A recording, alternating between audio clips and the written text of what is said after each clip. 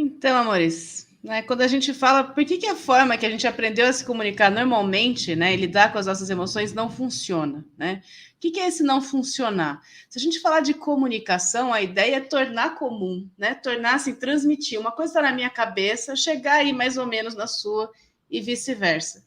E por que não funciona? Porque a forma como a gente aprende a se comunicar normalmente, ela fica na superfície das coisas.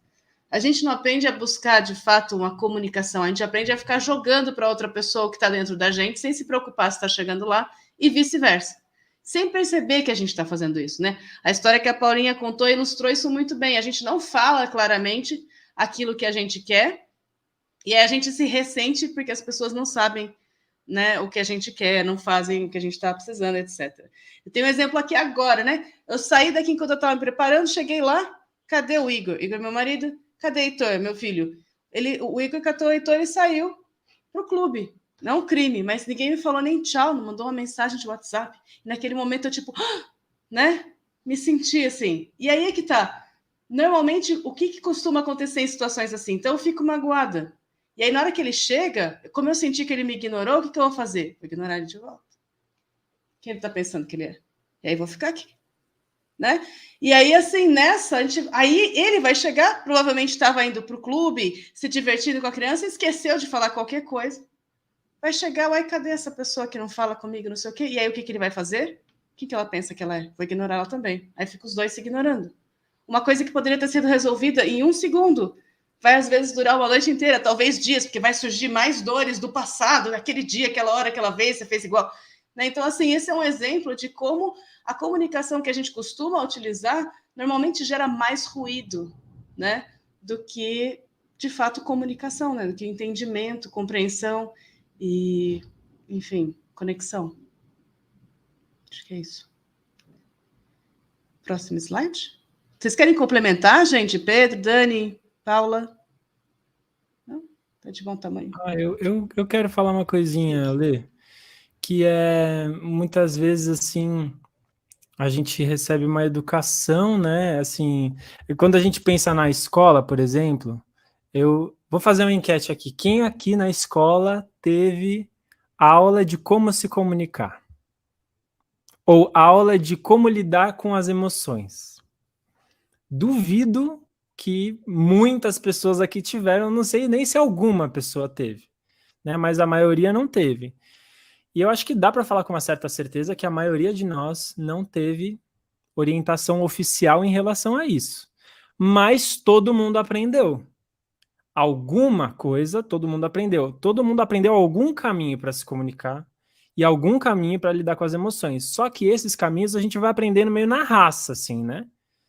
Então a gente vai aprendendo vendo as pessoas dentro da nossa casa, né? Então a gente, quando chega no mundo, as pessoas dentro da nossa casa geralmente são as primeiras pessoas que são as grandes referências de como o mundo funciona. E aí você aprende dentro da sua casa, então é assim que as pessoas se comunicam. Então é assim que as pessoas lidam com emoções. E aí conforme a gente vai crescendo, a gente vai descobrindo que existem outros caminhos, né? Mas só queria ressaltar assim que, putz, para mim foi uma grande descoberta.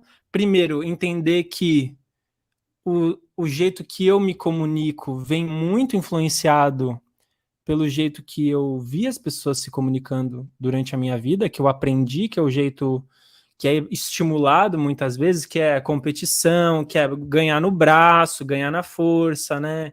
Excluir, deletar, bloquear. Então tem toda uma cultura assim que não é uma cultura dialógica, né? Que é uma cultura que não tem recursos, não oferece recursos para a gente sentar e trocar ideia e conversar, né? E se ouvir e achar uma solução. É uma cultura que muitas vezes, por exemplo, né, nos filmes, nas histórias, como é que as pessoas resolvem os conflitos? É na porrada, né? É tipo matando o outro, é tirando o outro, excluindo o outro. E é toda uma cultura. E foi uma grande descoberta para mim. É como se eu colocasse um óculos e começasse a ver. Então é assim que a gente é estimulado a se comunicar e lidar com as emoções. Então, esse foi uma grande descoberta. E uma grande descoberta foi descobrir outros caminhos para fazer isso. Diga lá, Dani.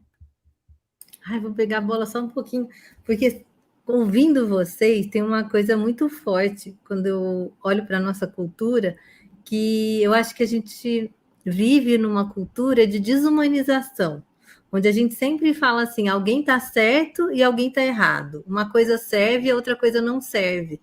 E eu acho que a comunicação não violenta, ela, para mim, ela é um grande processo de humanização, onde a gente sai dessa lógica de certo e errado e a gente entra numa outra lógica totalmente diferente dessa.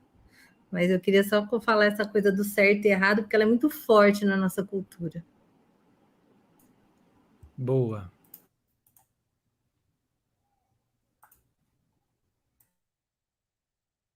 Ok, então a gente tendo falado sobre o que a gente costuma fazer, a gente pode ir um pouco para o que a gente não costuma fazer, o que a gente está tentando aprender, desenvolver e praticar, né? Que é o quê? A tal da comunicação não violenta. O que é a comunicação não violenta? Ela é uma ideia de buscar conexão com outras pessoas, como forma de transformar as nossas relações e o mundo. E como que a gente consegue a conexão? A gente busca aquilo que a gente tem em comum, que nos conecta, que é o que é a nossa raiz de humanidade. E aí, a gente tem um atalho para acessar essa raiz, que são palavras que capturam normalmente energias que existem dentro de todos os seres humanos, que a gente chama normalmente de sentimentos, emoções, de um lado, e necessidades, valores, princípios de outro. Então, assim, qualquer pessoa, né, do Oiapoque ao Chuí, do Brasil ao Japão, no deserto ou num iglu, sabe o que é se sentir triste, decepção, frustração, alegria. A gente sente essas coisas, a gente sabe como é estar nesses lugares, né, de sentimento emocionalmente. Não no iglu e no deserto, estou falando emocionalmente. Mas assim, e ao mesmo tempo, todo mundo precisa, todo ser humano que quer sobreviver precisa de água, de ar, de comida e de respeito, dignidade, carinho, amor, escolha, aceitação, pertencimento. São coisas que a gente acaba buscando naturalmente, né? As palavras não são a coisa em si, mas elas são um jeito da gente capturar essa essência que existe de significado dentro de mim e de qualquer pessoa que me escute, né? Porque são coisas essenciais ao ser humano. E aí, nesse exemplo, por exemplo, que eu dei, né, de eu sair ali e não encontrar ninguém, eu tenho esse jeito de olhar, que é o jeito usual, de olhar e falar, isso está errado. Não se sai da casa sem falar tchau. Como que alguém pode esquecer? Ou de ficar triste, poxa, ninguém gosta de mim, nem me avisam que sai. Né? Ou ficar preocupada, porque, meu Deus, será que aconteceu alguma coisa? Por que não me mandaram um WhatsApp? Né? Eu posso, em vez disso, olhar para mim e perceber o que está acontecendo aqui. Perceber a tristeza, a preocupação, a raiva. Entender o que eu queria. Eu queria um pouco de cuidado. Eu queria me sentir vista. Eu queria me sentir ouvida. Eu queria me sentir importante.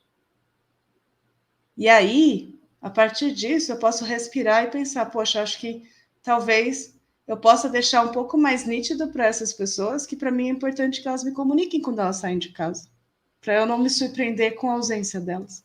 Talvez isso não tenha passado pela cabeça delas. E eu posso até talvez pensar como eles estavam se sentindo quando saíram, que estavam agitados, estavam animados e acabaram esquecendo alguma coisa assim. Talvez, não sei. Mas o que eu acho interessante é que a gente sai desse lugar de precisar defender uma posição de uma pessoa estar certa, outra pessoa estar errada. Sabe? Desse lugar aqui, tá tudo bem. Se o Igor esqueceu de me mandar mensagem, não é que tá tudo bem, dane-se o que você está sentindo, não é isso. Mas ele ter esquecido de me mandar uma mensagem, mesmo que ele tenha feito isso de propósito, porque ele está com raiva de mim, vamos supor. É uma coisa que acontece ali dentro dele, porque existem sentimentos dentro dele. Que eu também entendo porque existem sentimentos dentro de mim. E a gente pode conversar a respeito disso. Em vez de eu ter que punir ele por isso. A gente pode buscar formas de se encontrar e cuidar da minha necessidade de cuidado, de respeito, de ser vista. Também cuidar da necessidade dele que ele estava tentando cuidar quando ele deixou de me falar um tchau. Né?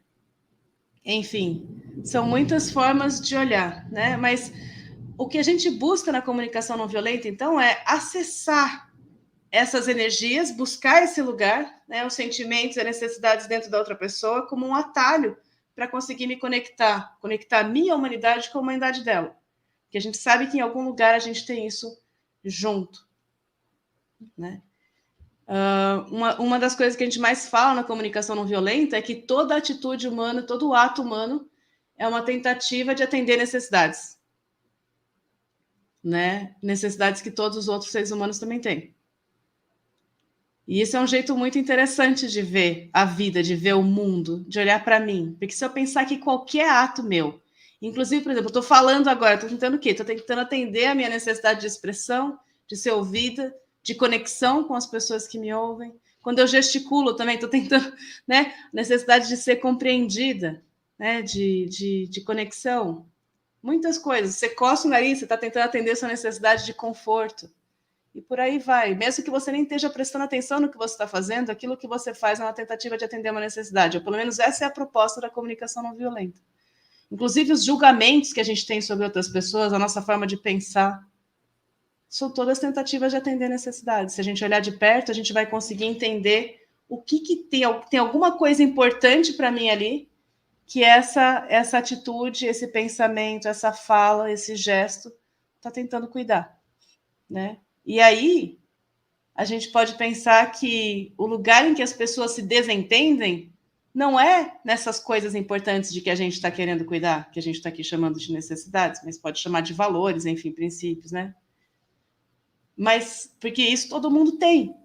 A gente acaba se desencontrando e batendo cabeça no jeito de conseguir essas coisas, porque isso varia muito, né?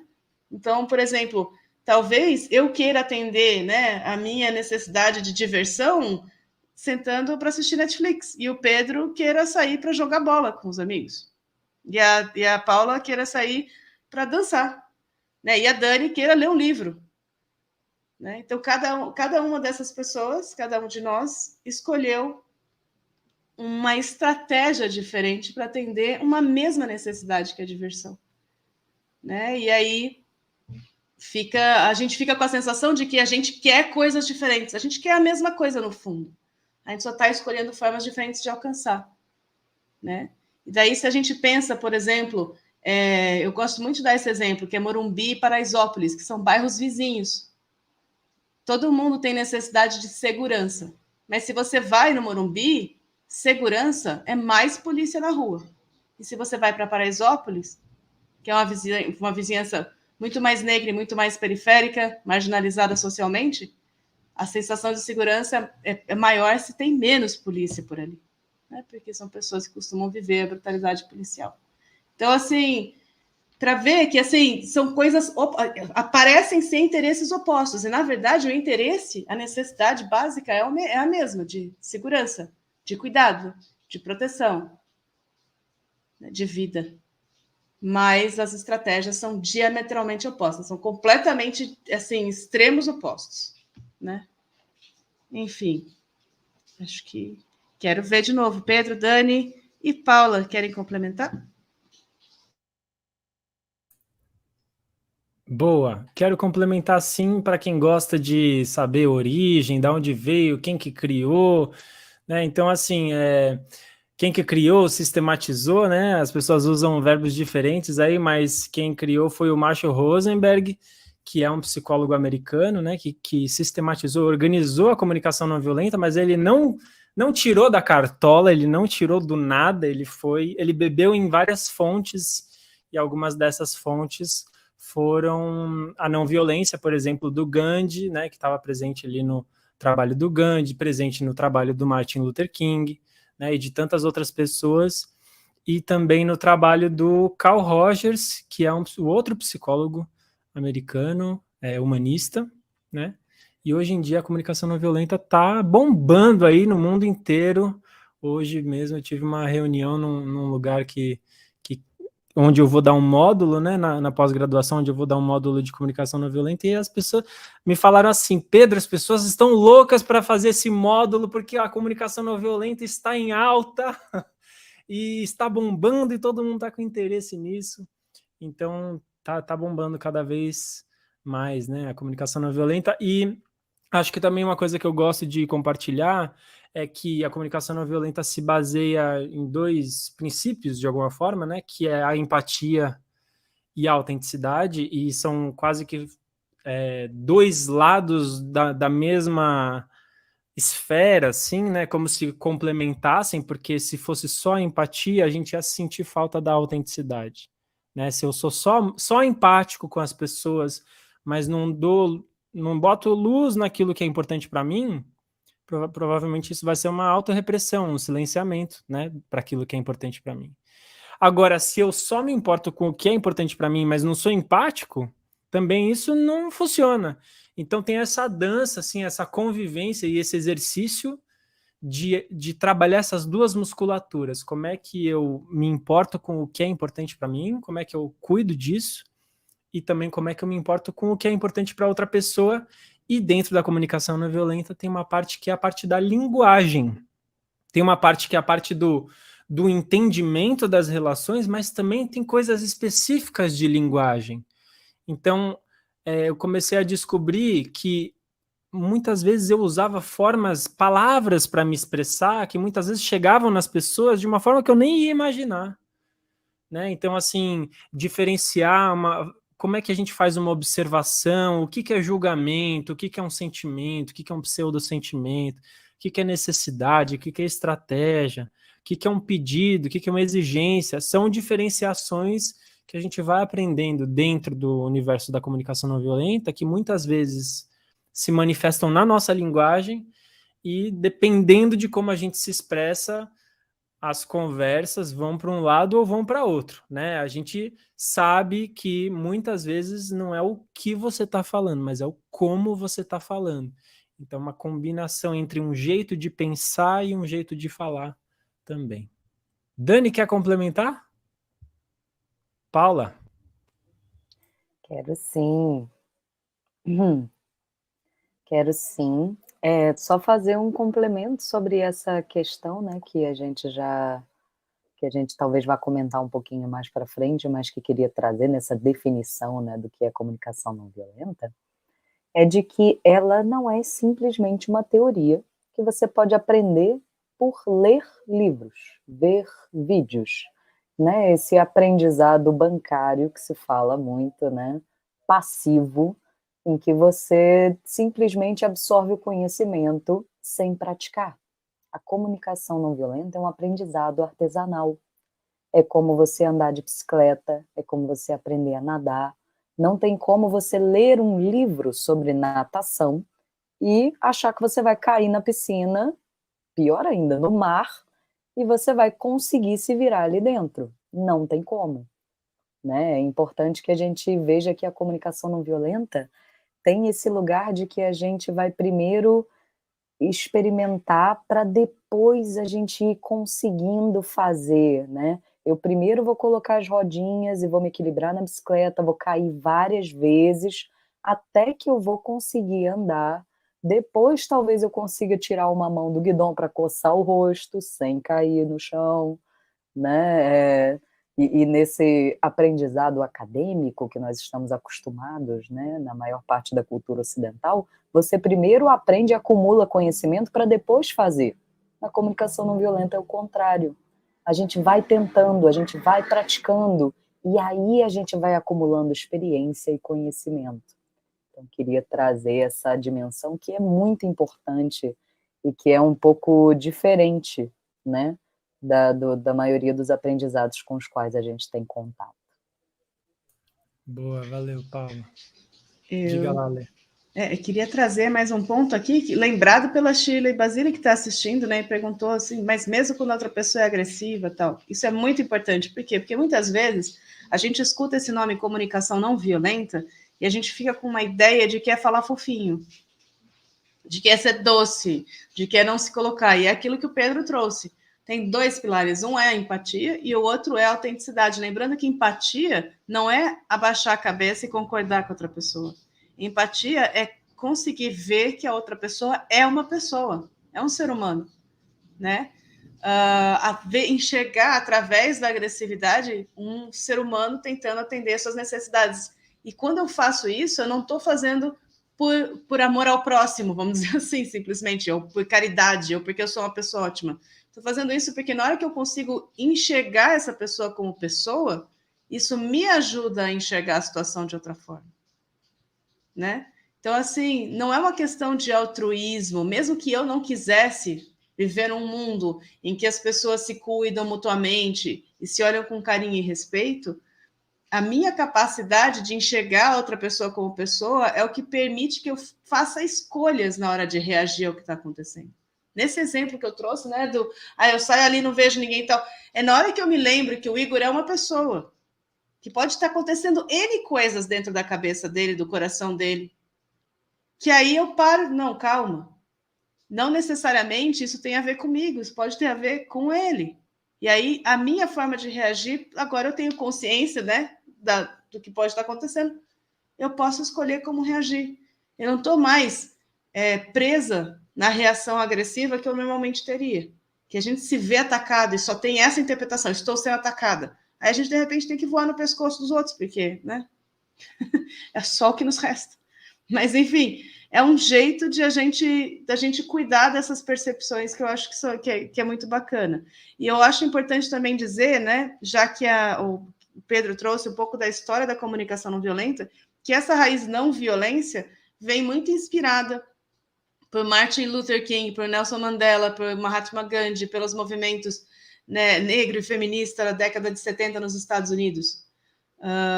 E que a opção de manter esse nome é para guardar essa correlação, né? Que é um jeito de fazer honra a essa tradição, vamos dizer assim. Muitos outros nomes já foram sugeridos, de comunicação assertiva, conectiva, tem até um pessoal que fala do firmeza permanente. Muita gente acha lindo, para mim parece uma propaganda de Viagra. Mas, enfim, a galera curte vários nomes diferentes. O importante não é tanto nome, a gente usa o nome para a gente saber do que a gente está falando, né? Que é uma mesma teoria. Mas o que a gente vai fazer com isso, no final das contas, né? E é aí que entra o nosso jeitinho de fazer, que vem em seguida.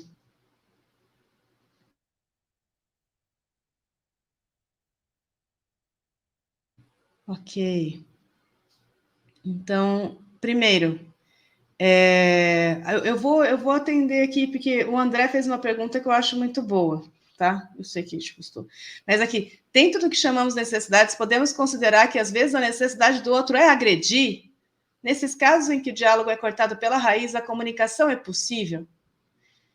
Então, André, a gente acredita que agredir não é uma necessidade, mas é uma estratégia. É aquilo que uma pessoa está fazendo para tentar conseguir uma outra coisa, né? Eu, assim, quando eu penso, tipo, né, na agressão em si, ela não me vem como algo que eu preciso para sobreviver, mas algo que eu faço para conseguir uma outra coisa. Então, por exemplo, se uma pessoa toma uma atitude e eu sinto falta de respeito, às vezes eu agredir essa pessoa é um jeito de eu sentir que agora tem equilíbrio, justiça. Então, assim, as necessidades, na verdade, são equilíbrio, justiça, ou ser vista, ser levada em consideração, me expressar. Então, a agressão muitas vezes vem desse lugar. Ou defesa, né? A pessoa, muitas vezes, na cabeça dela, está sofrendo uma agressão ela própria, e ela está tentando se proteger, ela está buscando segurança. Né? Então, acho importante fazer essa distinção, porque muitas vezes a gente fica assim, não, porque eu estou com necessidade de bater na pessoa. Não é, eu estou com vontade de bater na pessoa, ok. Mas por quê? Porque eu estou com raiva. Por quê? O que está por baixo da raiva? Do que essa raiva está querendo cuidar? Porque eu sinto que essa pessoa não tem um pingo de consideração comigo. É consideração. Eu queria ser considerada. É porque eu acho que esse cara é um folgado. De novo, o que é? Respeito, cuidado. Né? Enfim, muitas coisas. Mas é sempre... E isso é muito interessante da comunicação não violenta, a gente vai buscar o que está lá embaixo. Né? A raiz da coisa, e ao invés de ficar na superfície. E isso possibilita a gente encontrar outras soluções, porque a gente sai do lugar de eu só posso bater nessa pessoa. Não, espera, se eu quero respeito, de que outras formas eu posso conseguir respeito? Eu quero bater, porque assim, quando eu bato nessa pessoa, eu posso até conseguir que ela me veja, né? Mas existem necessidades minhas que não vão ser atendidas batendo numa pessoa. Tem, por exemplo, a minha necessidade de aceitação, porque as pessoas ao redor vão me ver batendo nela e não vão aceitar isso como algo natural ou como algo, sei lá, justo, necessariamente. Né? Só para dar um exemplo. Ou harmonia mesmo, né? Eu bater numa pessoa causa uma perturbação, uma situação, enfim. Não é, e isso é muito importante. A não violência ela não é a antiviolência, não é dizer que está errado ser violento. Né? Isso também é uma complicação que o nome traz. Não é julgar, que você não pode gritar, você não pode brigar, você não pode ser agressivo. Não é isso. Mas é que, se eu sei que toda ação humana é uma tentativa de atender alguma necessidade, a minha capacidade de olhar para essa necessidade é o que me traz uma consciência que me permite escolher conscientemente, né? E me responsabilizar por isso. Ao invés de ser como uma criança no parquinho que fala, bati porque ele me bateu, eu posso falar assim, poxa, eu bati nessa pessoa, ela me bateu, eu fiquei com raiva, e eu podia ter feito milhares de outras coisas, mas eu escolhi bater nessa pessoa de volta. Né? É uma atitude que não leva em consideração as necessidades da pessoa em que eu bati. Ok, mas pelo menos eu estou consciente dela. Né? Eu sei o que está acontecendo. Eu não estou aqui colocando como se a única consequência possível fosse eu bater nessa outra pessoa. Enfim. Pessoas querem complementar? Não? Ok. Então, aqui, sobre a colar. Né? Teve um pessoal que até perguntou o que é essa tal de colar e tal, né? É um lugar em que a gente pratica essa abordagem diferente de comunicação não violenta. Por que ela é diferente? Porque não é nem que a gente não faça eventos, workshops e coisas assim, mas que a gente sabe da nossa própria experiência que para ter mudanças verdadeiramente profundas e duradouras, a gente precisa de 3 pilares: a prática individual, a prática em pares e a prática coletiva. A prática individual é essa em que você vai sentar e fazer exercícios muito como esse que a gente vai presentear, com que a gente vai presentear vocês hoje, né? Que é um exercício muito básico, muito poderoso, que transforma as nossas vidas, pode transformar de vocês também. E é claro, se vocês tiverem apoio, né, para fazer também, além desse exercício como esse, muitos outros, prática em pares e prática coletiva, é uma coisa que vai muito mais fundo, né? Não vai ser só um cheirinho, só uma provinha, vai ser uma coisa mais profunda mesmo. Mas é isso, né? A prática individual é você se dispor a se olhar, fazer esse exercício de se observar, de sentir os seus sentimentos, de buscar as suas necessidades, né? De tentar entender e se comunicar de uma outra forma. A prática em pares é quando você tem pessoas com quem você troca a escuta, com quem você troca a autenticidade, com quem você troca o exercício árduo de se colocar e permitir que outra pessoa se coloque, né? De tentar dizer aquilo que realmente está se passando com você e tentar ouvir o que realmente está se passando com outra pessoa. O exercício entre pares é sensacional e absolutamente necessário para uma prática assim sustentável, porque é o lugar em que você tem uma escuta assim mais profunda e em que você pode praticar essa musculatura de ouvir, né? E aí a gente tem a prática coletiva, que são os nossos encontros. Na Colar a gente tem encontros tanto guiados, né, facilitados pela equipe que está aqui hoje, quanto encontros facilitados por participantes. Né? Que a gente é uma comunidade, então participantes também propõem encontros, também curtem encontros, a gente vai ter, né, em breve, a gente pode falar um pouco mais a respeito disso, mas, enfim, é muito interessante né, o momento de troca, o acolhimento que proporciona, você saber que as dificuldades pelas quais você passa não são só suas, que os sentimentos que você tem não são só seus, que é aquilo que a gente estava falando, é uma humanidade compartilhada, mas a gente sabe disso aqui, mas é na hora que você escuta outra pessoa falar aquilo que está dentro do seu peito, que você percebe, nossa, não estou sozinha. E é engraçado, porque isso parece uma besteira, parece nada, mas faz toda a diferença do mundo. Você não precisar passar sozinha por uma coisa, né? Ter gente ali com você. Enfim, é bem profundo. Tem várias pessoas aqui que participam da Colar que podem falar sobre como é estar na Colar e como faz diferença, né? Essa coisa da prática individual, a prática em pares e a prática coletiva. Muitas vezes as pessoas falam assim, nossa, que incrível, que escuta maravilhosa, porque a pessoa vê você dando uma escuta, né? Porque muitas vezes na prática coletiva a gente faz demonstrações e tal, ou até nas nossas lives, no Pode Colar, também no podcast. Nossa, que incrível! Gente, não tem nenhum segredo. Eu não tenho nada além de ninguém né, que não seja mais tempo de prática e mais espaço de apoio. Né? Então, na Colar a gente tem isso. Essa prática em pares, prática coletiva, a gente fala muito o quê? Apoio. Né? Um dos pilares da comunicação não violenta, quer dizer, o pilar que é oculto, né? Talvez, é o apoio. Né? Muito da nossa sociedade, é a gente achar que a gente precisa dar conta de sentimentos, dar conta de situações sozinha.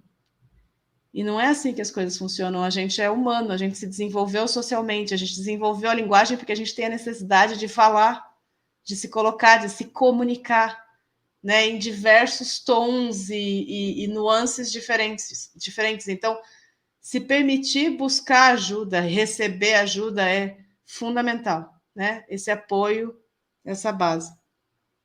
Então, por isso que a gente fala que é também algo, né, na Colar a gente fala que é uma prática regular, a longo prazo e com companhia. Não é que você vai fazer uma imersão hoje, não sei o quê. Imersões fazem diferença, você vai receber, né, alterações e transformações, sim, claro.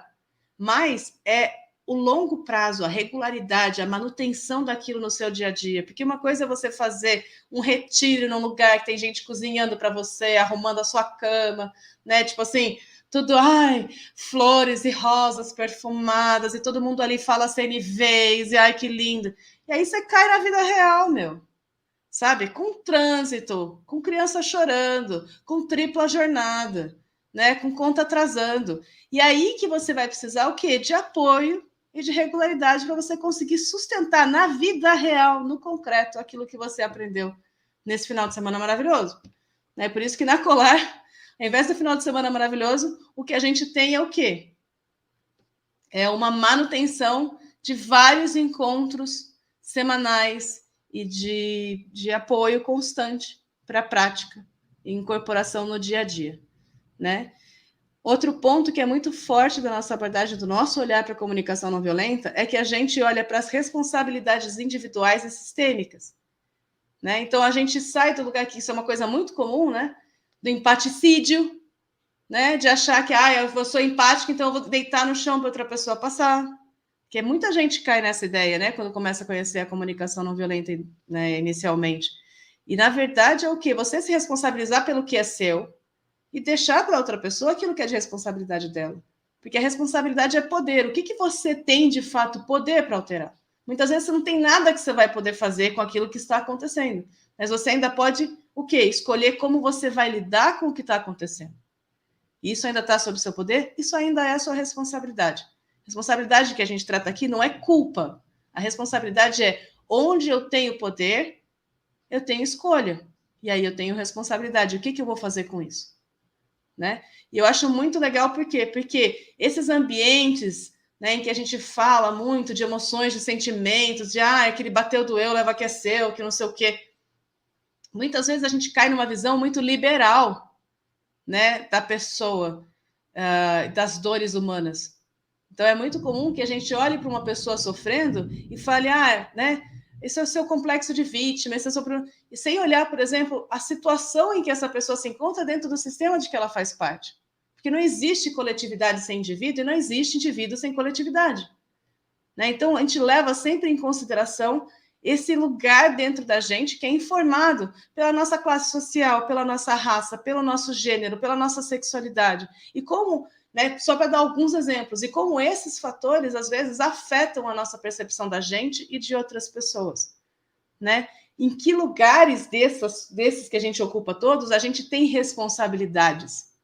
Né? Quais são os nossos poderes, vamos dizer assim, dentro dos lugares que a gente ocupa na sociedade? E como que a gente pode cuidar dele para produzir um mundo menos violento, ou seja, um mundo em que mais pessoas têm suas necessidades atendidas a cada momento, né? Porque uma das coisas que acontece é que a gente considera que a violência é uma expressão trágica de uma necessidade não atendida. E quanto mais a gente consegue atender as necessidades das pessoas, mais provável é que elas não vão precisar recorrer à violência. A gente sabe que quando a gente deixa pessoas com necessidades cronicamente atendidas ao longo do tempo, elas vão começar a agir de formas que não atendem às necessidades das outras também. É só você observar a correspondência entre a desigualdade social e a criminalidade, né? Como onde uma é alta, a outra também vai ser. Enfim. E aí, por fim, um ponto que é fundamental, que é assim, a nossa CNV, como a gente já disse, é uma CNV real. É a CNV anti-guru, sem fórmula pronta. Não tem jeito certo de falar. Tem o quê? Tem a busca de conexão e de comunicação. Tem algumas coisas que você pode atentar e cuidar, se você realmente quer se conectar. Tem alguns lugares que a gente sabe que, ó, cuidado, que tem uma armadilha, tem uma dificuldade. Se você usa essa palavra, pode ser complicado da pessoa conseguir se conectar com você, mesmo que você queira muito se conectar com ela. Né? Coisas que facilitam, coisas que dificultam. Mas nunca vai ser uma fórmula pronta. Ah, isso daqui funciona. Funciona para quem? Funciona de que jeito? O objetivo é a conexão? Como é que a gente vai conseguir a conexão? Né? E assim, ninguém aqui vai ser, jamais dentro da Colar vai se propor como guru. É aquilo, a gente sempre pensa o quê? A gente quer prática, a gente quer regularidade, a gente quer apoio para a gente e para outras pessoas. Né? A gente quer oferecer o que a gente tem. Né? A gente quer todo mundo aqui junto. O objetivo é esse. Não vou aqui ficar fingindo que eu não perco paciência, que eu não grito, que eu não tenho momentos de desespero, que eu não tenho momentos em que a minha raiva toma conta de mim, mesmo eu com todo o trabalho, assim, 10 anos de CNV de estrada. E aí, sim, acontece, porque eu sou um ser humano. E aí, a minha capacidade de olhar para mim com empatia é o que vai determinar como eu vou agir comigo. E como eu vou me recuperar disso, e como a Dani falou, conseguir ter uma conversa restaurativa a partir daí. Né? Então, assim, a gente vai muito num sentido de trazer a comunicação não violenta para a realidade da vida das pessoas, em vez de falar para as pessoas que elas têm que parar de julgar, que elas têm que parar de sentir raiva, parar de sentir medo, porque são emoções negativas, porque te corrói. Gente, você não sente esses sentimentos à toa, eles estão aí evolutivamente, vieram com você, com o seu corpo, né? Hormônios e neurotransmissores diante de situações. O que a gente precisa é o quê? Aprender a lidar com isso. Aprender a regular isso, aprender a olhar para isso, para trabalhar junto com a gente, não contra a gente.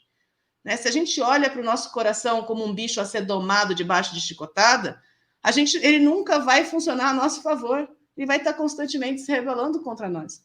Né? Essa ideia de que razão e emoção são coisas que se contradizem, quando na verdade elas são complementares. O pensamento alimenta a emoção e a emoção alimenta o pensamento. E a gente fala muito disso dentro da Colar, na nossa prática de comunicação não violenta. Então, assim, infelizmente, se você busca uma pessoa iluminada, um mestre Jedi, um guru, a Colar não é o lugar para você. Né? Espero que você encontre e seja muito feliz. Aqui você vai encontrar pessoas muito reais, tentando, junto com você, colocar em prática na vida delas aquilo que elas estão tentando praticar, né? Ajudar você a praticar na sua.